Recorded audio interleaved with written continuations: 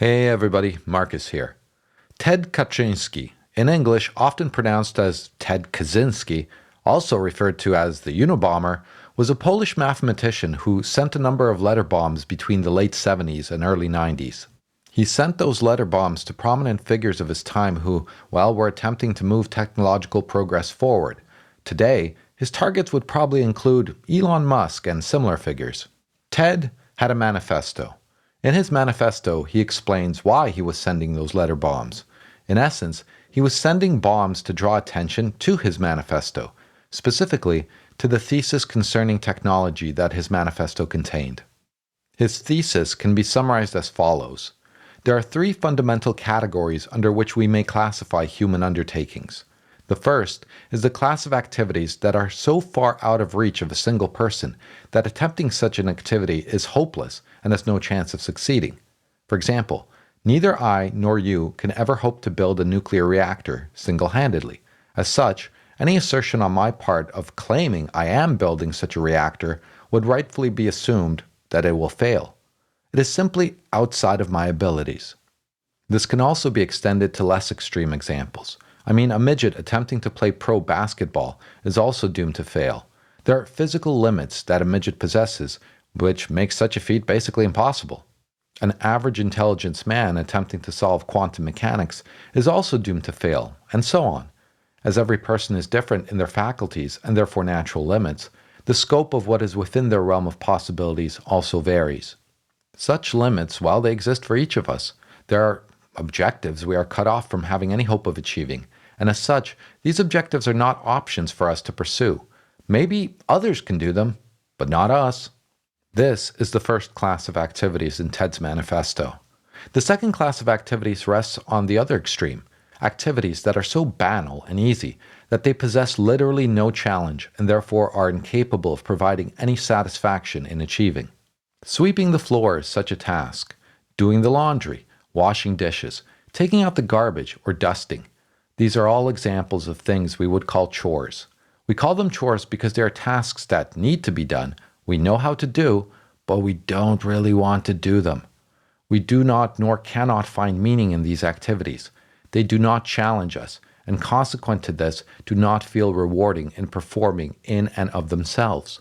Perhaps you can feel proud of having a clean apartment, but you won't feel proud of your achievement of relocating laundry from the washer to the dryer.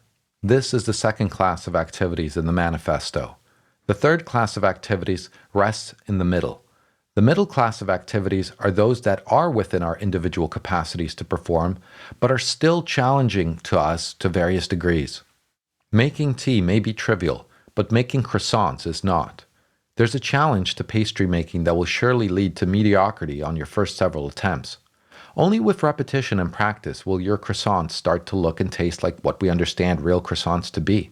Simply put, you need to learn how to do it, and no one can pick it up all willy-nilly and expect good results from the start.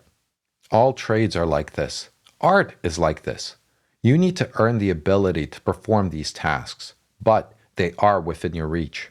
No one can make a chair without instruction, and few still can make one of those, luxury Victorian hand-carved chairs you can imagine in the dining room of an aristocrat of the 18th century. But with enough practice, there is the potential to make a simple chair, and then later, a fancy chair. This is the third class of activities in the manifesto. The collection of challenging but within-reach activities that bring fulfillment when we manage to figure out how to do them. Ted goes on to argue that what technology tends to do is demolish these middle-class activities, as in, technology predominantly replaces labor for this category of activities. Tools, like power saws and electric screwdrivers, greatly diminish the amount of labor needed in woodworking. As such, far fewer woodworkers are needed, and consequently, far fewer people will end up in that trade considering competition. Only the master craftsman can survive, as machines have replaced the need for mid-tier craftsmen. Factories mass-producing spoons and bowls are the technological replacement of meaning-granting activities for swarms of people whose potential would have been otherwise sufficient to create good-quality spoons and bowls for commercial sale. The consequence of this, Ted argues, is that technology is creating a situation where all that is left are the two other categories of activities, namely, activities out of reach of most people, or trivial chores. Since the categories of activities out of reach for most people are activities out of reach in practice, all that is really left for people to do are the trivial, unfulfilling chores. The final conclusion of the manifesto is that technology is destroying meaning in people's lives since it replaces their labor in the realm of meaning-granting activities. Ted Kaczyński may have been a terrorist, but he was not a dumb man. When he was finally caught after being ratted out by a family member, he continued to write works from prison and, as far as I know, has been in correspondence with university professors pushing the dialogue further up until his death. Ted lived in a cabin in the woods. He lived off the grid, as we would call it today, before he went to prison. Now, why do I bring up his manifesto? Well, because his predictions seem to have come true.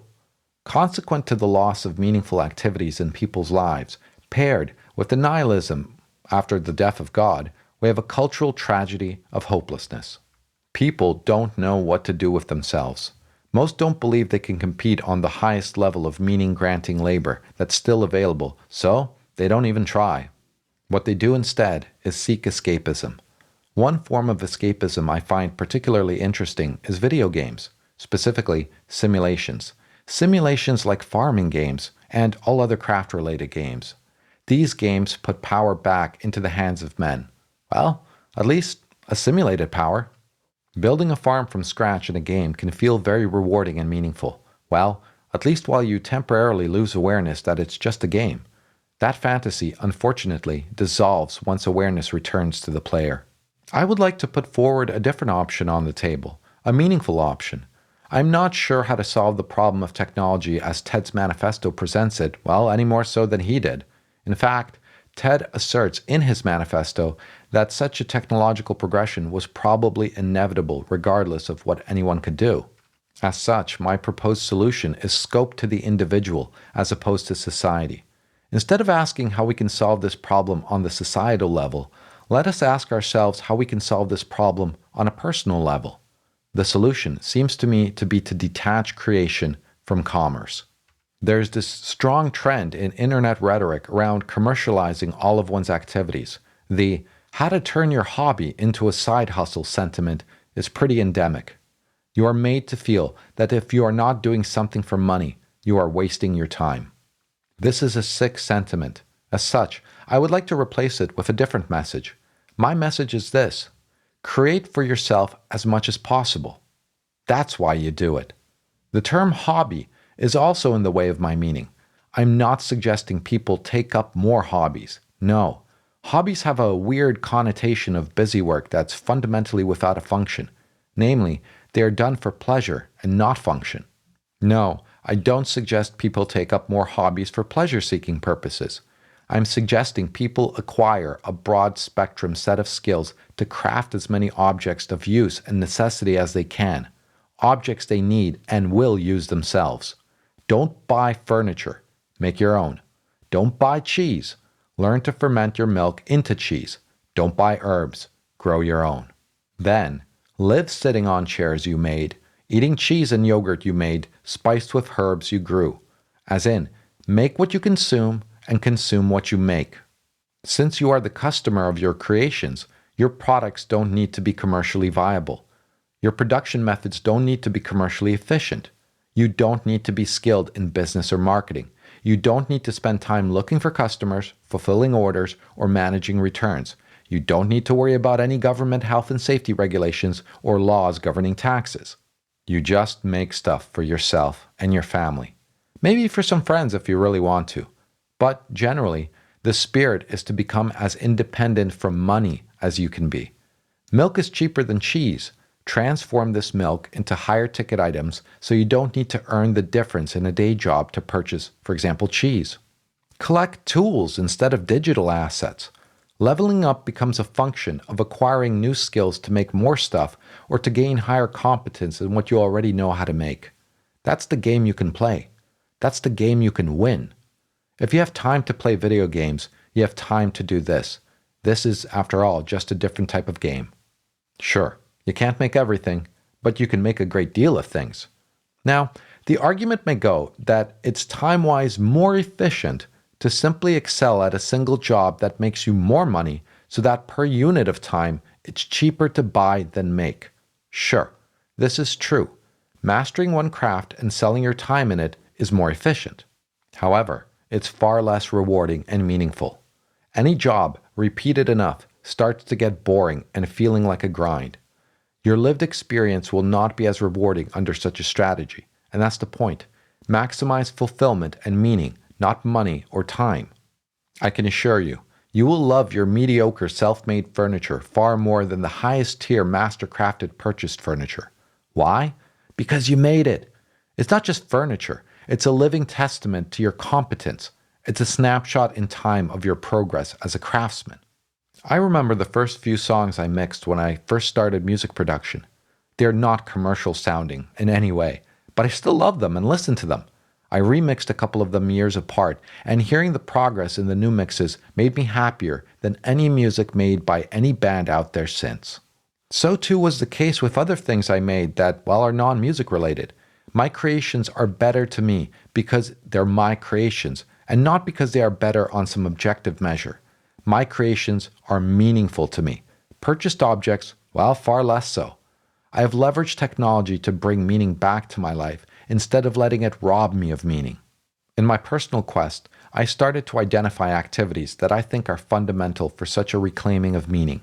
The first is woodworking. If you can learn to work with wood, you can make all sorts of awesome things, including tools to push forward other crafts. Not only can you make furniture, but you can make growing pots, cooking utensils, storage objects, and of course, more woodworking tools. It's like playing a video game, honestly, but a little slower, yet more rewarding. Woodworking can be done with cheap hand tools. A couple of saws, a planer, a few chisels, and a few measuring tools.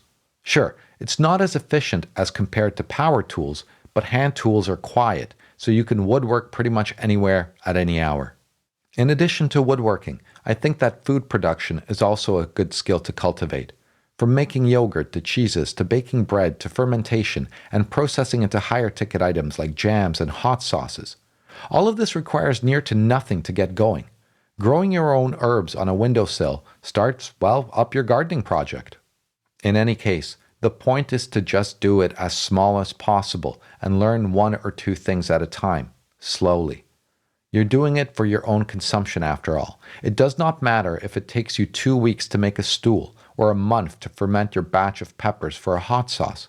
There's no rush. Efficiency is something that will come to you naturally over time. Don't make things with the idea of selling because your head will start doing math around efficiency and per hour returns. That's not your goal. Your goal is fulfillment and a reduction of dependency on money. The most extreme version of this sort of approach is probably off-grid homesteading. Work towards it if you like. Otherwise, work towards the balanced approach where you make as much as possible and buy the rest. As a man, I think creation through working with our hands and minds is necessary for our mental well-being, as in, we need to see with our own eyes the objects of our creation to feel useful. This will do that for you. It will do it to a degree that no video game can. And remember, you are not competing with commercial manufacturers. The only customer you need to satisfy is yourself. But if you absolutely need to put a commercial element on it, well, then here's a suggestion. Make something you need and plan on using. Make a stool, for example. When the stool is new, take some photos of it. List it for sale for a price you actually would be satisfied to sell it for. Don't research the market. Just assert a price you would be happy with. Then, start using your stool. If anyone buys it, make a second stool and send it to them. If they don't, who cares? You needed a stool and now you have one. Don't try to start a business. Just make stuff you need and list it for sale. Thanks for listening. Go team.